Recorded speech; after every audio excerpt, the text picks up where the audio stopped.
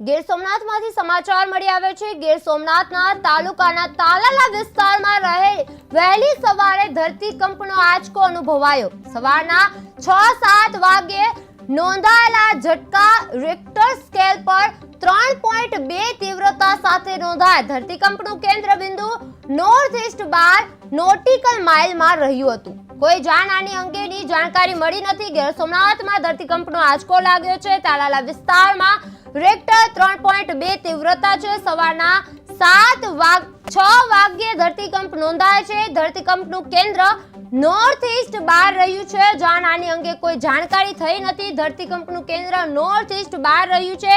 સવારના 6 વાગ્યે ધરતીકંપ નોંધાયો છે। રિક્ટર 3.2 તીવ્રતાએ તાલાલા વિસ્તારમાં ગીર સોમનાથના ધરતીકંપનો આંચકો લાગ્યો છે। તાલાલા વિસ્તારમાં રિક્ટર 3.2 તીવ્રતા સવારના 6 વાગ્યે ધરતીકંપ નોંધાયો છે। ધરતીકંપનું કેન્દ્ર નોર્થ ઈસ્ટ 12 રહ્યું છે। જાનહાની અંગે કોઈ જાણકારી થઈ નથી।